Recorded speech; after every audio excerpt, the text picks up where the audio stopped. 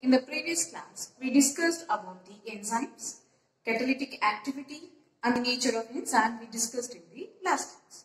In today's class, we are going to discuss the factors which are affecting the rate of enzymatic activity. Okay, so the factors affecting the activity of enzymes.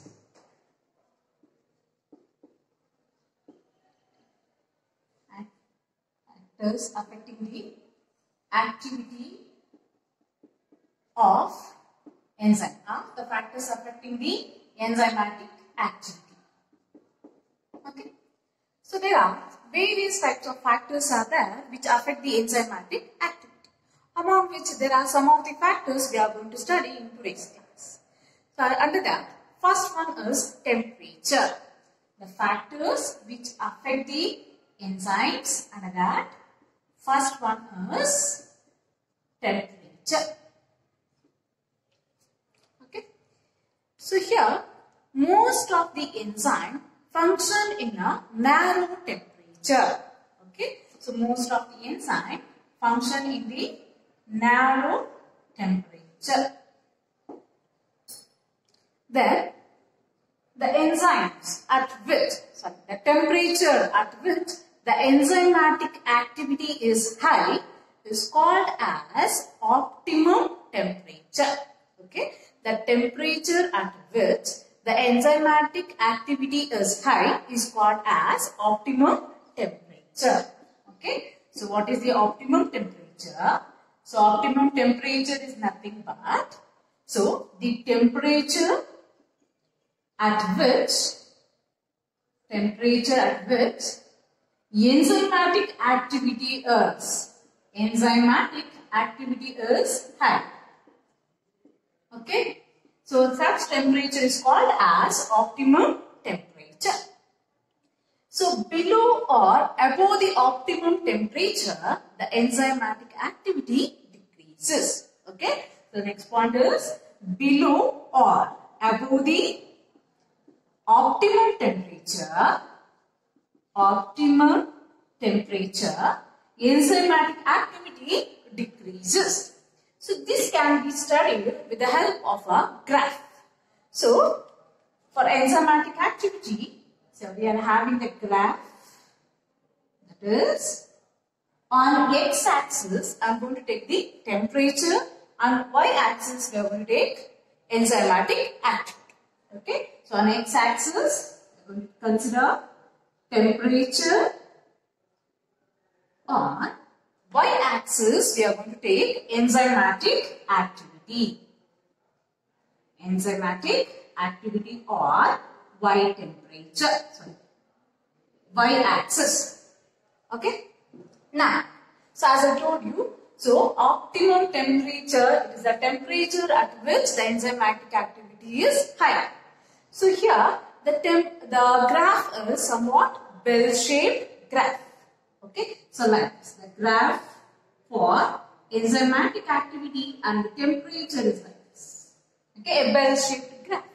But the temperature at which, so this is a high temperature. So where the enzymatic activity is high. So this peak of the graph represents the optimum temperature. Okay. So below the optimum temperature or above the optimum temperature, you can see, so the enzymatic activity is decreased. Is it clear, students? The graph you can see. So above the optimum temperature, so the enzymatic activity is decreasing. Below the optimum temperature also, enzymatic activity is decreasing. Okay. Next, at low temperature, the enzymes are preserved. Okay. So at low temperature, enzymes are preserved. Okay, that means they remain in an inactive state temporarily. Okay, so at low temperature, enzymes are preserved and they remain in an inactive state. So they remain inactive temporarily. Okay. When the temperature is increased, so again they may regain their activity. Okay. So at low temperature, so the enzymatic activity is less and the enzymes are preserved.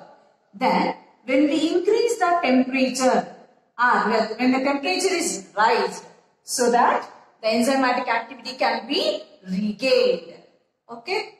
Then next, what about in case of high temperature?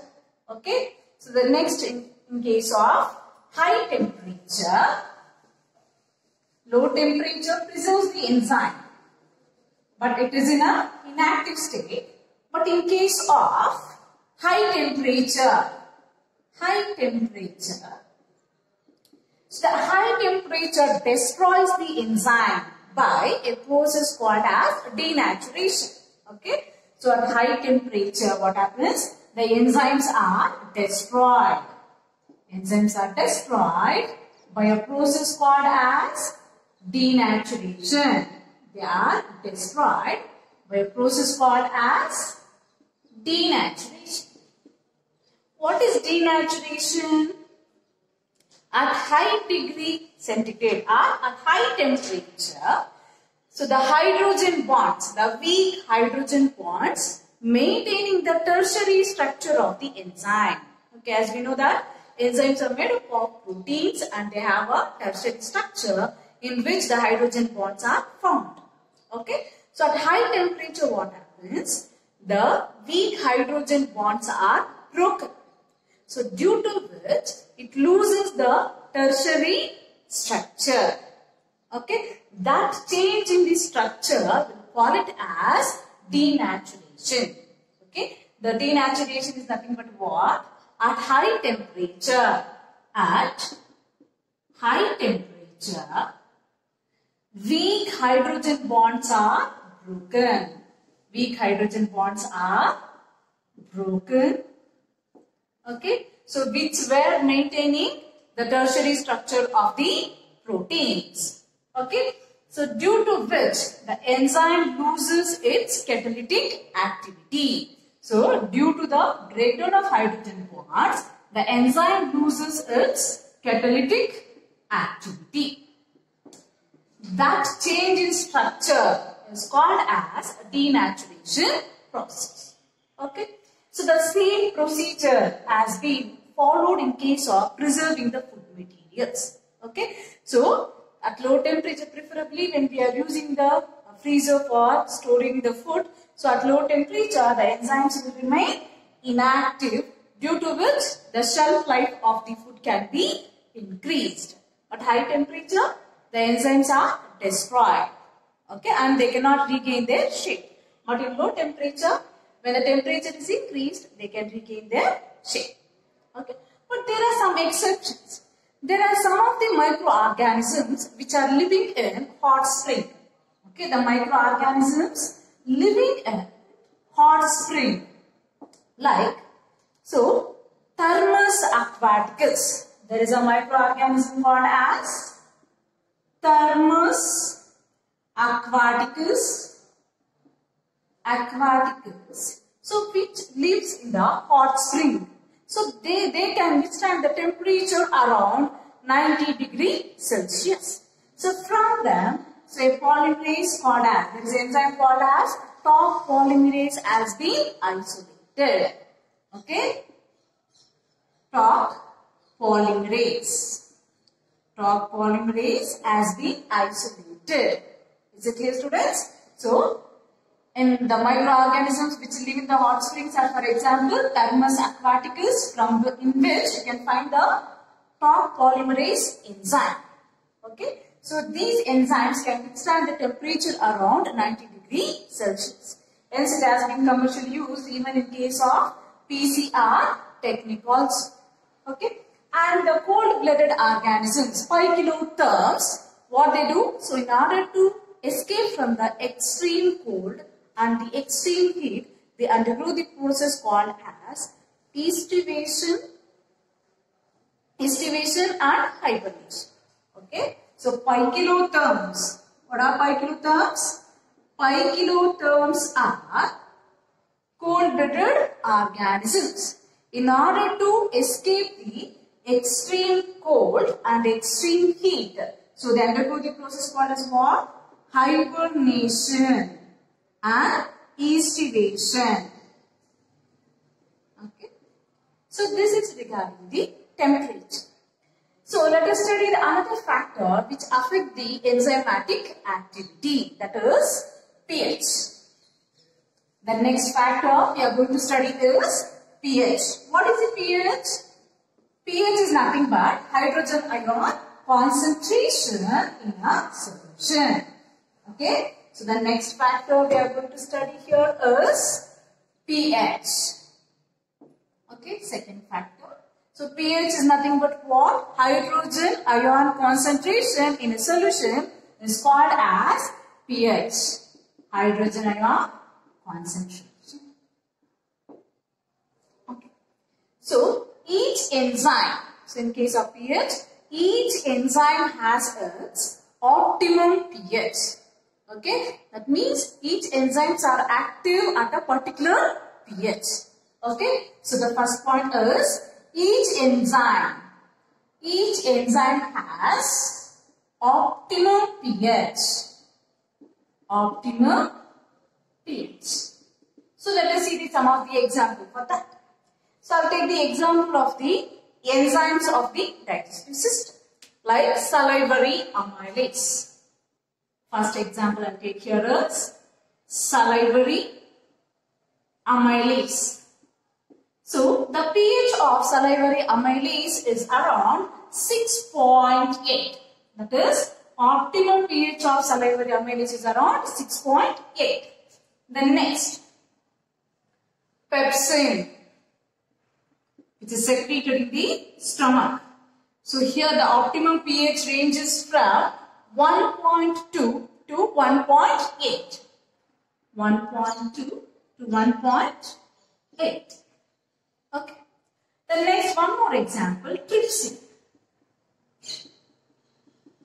Okay. So the optimum pH of trypsin ranges from 8.6 to 8.8. 8.6 to 8.8.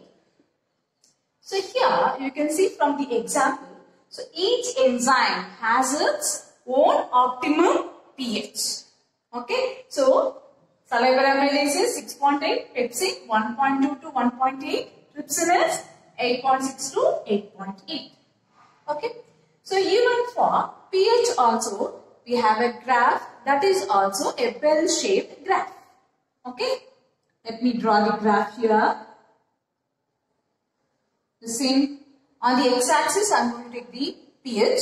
On the y-axis I am going to consider enzymatic activity. Here is pH and here I am going to write enzymatic activity. Okay. Now, so as I told you, so the activity, enzymatic activity and pH, it produces a bell-shaped graph like this. Okay. So where the peak of the graph represents optimum pH. Okay. The peak of the graph represents what? Optimum pH. Okay. That means below the optimum pH or above the optimum pH, enzymatic activity is reduced. Is it clear? So below the optimum pH or above the optimum pH, so the enzymatic activity is reduced. Is it clear? Next. And from the example you can see that there are some of the enzymes which are active in the acidic medium. Some of them are active in the alkaline medium. Okay. So the optimum pH varies from one enzyme to another enzyme. So some are active in the acidic medium and some are active in the alkaline medium. Okay. So this is regarding the pH. Then the next factor, the most important one, that is substrate concentration. Okay. The third factor we are going to study is substrate concentration. Okay. Third factor is substrate concentration. What is a substrate? Already we have discussed this one in the previous class. Okay. Substrate concentration. Okay. What is a substrate? Substrate is nothing but the chemical on which enzyme act and they will get converted into product. Okay. So substrate can be defined as what? It is a chemical substance. It is a chemical on which enzyme act. Okay, so that is called as substrate. And even we have discussed in case of lock and key model. So the substrate combined to the active site of the enzyme. Then after which they will get converted into a product. Okay. So in order to study the substrate concentration, let me take the example here. Okay. As you know that when the substrate combine to the enzyme, active site of the enzyme, they will get converted into product. So that means it results in the formation of, first initially enzyme substrate complex is formed, later it get converted into enzyme product complex, and later the product is released from the enzyme. Okay, so like this. Isn't it? Already we have studied this. In simple form, if we have to write, that is enzyme combines with the substrate. So ultimately it will get converted into what? Product. Isn't it? Now, so let us take the example here. First, enzymes. And the next one, substrate. The next is the product or rate of reaction. Rate of reaction. Okay. Now, so for example, so if I am considering there are 100 enzymes. Okay. So there are 100 enzymes. To that 100 enzymes, I am adding 50 substrate. So to the 100 enzymes, I am adding 50 substrates are added. Then how many products are formed here? So out of the 100 enzymes, 50 enzymes combines with the 50 substrate and later 50 products are formed. Isn't it? So out of 100, 50 enzymes combines with the 50 substrate. Later it will get converted into 50 products. Isn't it? The number of products formed here is 50. In the same way, next example. If I consider there are 100 enzymes, if I add 70 substrates, so all the 70 substrates, so 70 enzymes, 70 active sites of the enzymes are occupied by 70 substrates, and later how many products are formed? 70 products are formed. Isn't it? So there are 70 products are formed now. The next, one more example. I'll take, there are 100 enzymes and so there are 100 substrates. There are 100 substrates. The amount of product formed here is all the 100 enzymes, all the active sites will be combined with the 100 substrates. So 100 enzyme combines with 100 substrates and there are 100 products are formed. Okay. Later. So another example. So the number of enzymes remains 100. So if I will increase the substrate concentration to 110, that is more than the enzyme, then can you tell me the number of products formed here? The number of products formed will be, that is 100 enzymes combines with, it can combine with how many substrates here? It can combine with 100 substrates. Later, it can form into how many products? 100 products. Isn't it? So, even though we are increasing the concentration of the substrate, so there is no increase in the rate of reaction or the number of product formed. after certain concentration. Okay. So why we are increasing the concentration? So the number of products are less. It is because all the enzymes which were there, it has been used up. That means the number of enzymes are less when compared to the number of substrate. Okay, is it clear? So let us draw the graph for this. So here the graph is, it is not bell shape. Okay. So now on the x-axis I am going to take concentration of substrate. X-axis we are going to take the concentration of substrate. On y-axis we are going to take the enzymatic activity or rate of reaction. Rate of reaction. Okay. Then, so when you write the graph for this, okay. So initially the substrate concentration was less, the rate of reaction or the enzymatic reaction also increased. That means increase in the substrate concentration, there is an increase in the rate of reaction, isn't it? That means, so the increase in substrate concentration, there is an increase in rate of reaction. But after reaching certain point, so certain concentration, so there was no increase. Okay? So there was no increase. It remains what? It remains constant. Even though if you increase the concentration of the substrate, the product form remains constant. Okay? So the graph comes like this. Okay, that means what? So initially the increase in the substrate concentration increases the rate of reaction. So at certain point, when it reaches the maximum value, so that is called as Vmax. So what is the Vmax? It is nothing but velocity, maximum velocity. Maximum velocity. So why I am using the term velocity here? For rate of reaction, for any rate of reaction, when you specify the direction. When you specify the direction. So here the direction is, it is only increasing. It is not decreasing, isn't it? So the rate of reaction is increasing and it remains constant. So when the rate of reaction has a direction, we can call it as velocity.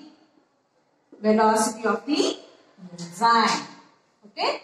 So the highest, the concentration at which the enzymatic activity is more. So it is called as maximum velocity.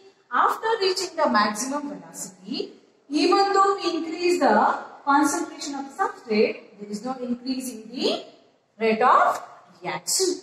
So this is the Vmax. Okay, is that clear? Then, so half of the Vmax, is called as Km.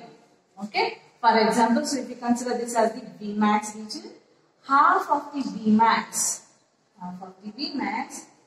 this. So this can be considered as the Km. Okay, half of the Vmax is considered as what? Km. What is the Km? Km is nothing but it is a mathematical constant. Okay, Km is nothing but it is a mathematical constant. So the concentration at which half of the Vmax has reached is called as K. Okay, so the concentration at which half of the Vmax is reached is called as Km. Km is nothing but Michaelis constant. Michaelis constant can be defined as what? Km is equal to half of the Vmax. Nothing but, so the concentration at which half of the Vmax has been reached is called as Michaelis constant. So there is another factor which decreases the rate of reaction. Let us see that. That is inhibitors. That is enzymatic inhibitors. Okay. So what is an inhibitor? So inhibitor is nothing but it is a chemical which decreases the rate of the reaction. Okay. So here we are discussing about the enzymatic inhibitors. Okay? That means the chemical substances which decreases the rate of enzymatic activity is called as enzymatic inhibitors. Okay, is it clear? So enzymatic inhibitors are those the substance which decreases the enzymatic activity. Which decreases enzymatic activity is called as inhibitors. Okay. Now, so these inhibitors, they are reducing the rate of the reaction. Okay. So some of the examples for enzymatic inhibitors also, like, okay, arsenic acid is one of the examples. Some of the metals like it is mercury, silver are considered as the inhibitors. Okay. So examples for inhibitors are like some chemical compounds like arsenic acid and some metals like mercury, silver are the examples for inhibitors. So among this, there are various types of inhibitors we can come across. In that, the most common type is competitive inhibitor. Okay, the most common type is competitive inhibitor. Most common type of inhibitor we can come across is competitive inhibitor. Okay, that means, so the chemical substance or the inhibitor which is similar to the substrate. The inhibitor which is similar to the substrate in structure bind to the active site of the enzyme and reduces the activity of enzyme is called as competitive inhibitor. Okay. So what is a competitive inhibitor? So inhibitors, okay, so which are similar to the substrate in structure, and they combine to the active site where the substrate is supposed to combine. Okay, so they combine to the active site of the enzyme so that substrate cannot bind to the active site. When it cannot bind to the active site, it will not get converted into a product. Okay, so that is regarding the competitive inhibitor. Some of the examples for competitive inhibitors are sulfur drugs. Okay, right? Sulfur drugs. These sulfur drugs are used in the, like, to avoid the growth of the bacteria. Okay, so sulfur drugs are used to avoid the growth of bacteria. Okay, so for bacterial control, so we are using the sulfur drugs as an inhibitor for folic acid synthesis in bacteria. Is it clear? So sulfur drugs as a competitive inhibitor for the synthesis of folic acid in bacteria. So one more example is succinic dehydrogenase enzyme. Okay, so that second example, succinic dehydrogenase enzyme. So it can be inhibited by one of the chemical substance called as malonate. Okay. So such type of competitive inhibition, it is helping us to control the bacterial growth. Okay, so that is the harmful bacterial growth which are causing the various diseases. Okay, so let us see some of the questions related to the today's topic. Okay, so the first question is, the Kl value of the enzyme is the value of substrate concentration at which the rate of reaction. So the Km value where Vmax, half of the Vmax only we call it as what? Km. Okay. So the options are A 0, B 2 Vmax, C half of the Vmax, D 1/4 of the Vmax. The answer is half of the Vmax. Next, enzymes are different from inorganic catalysts. Options are not being used up in the reaction, being proteinaceous in nature, having high diffusion rate, working at high temperature. So, the enzymes are different from inorganic catalysts as they are made up of proteins. The answer is B. Next, the catalytic efficiency of two different enzymes can be compared by A. Formation of product, B. pH optimum value, C. Km value, D. Molecular size of the enzyme.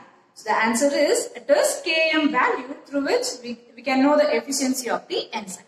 So that is regarding today's class, students. Thank you.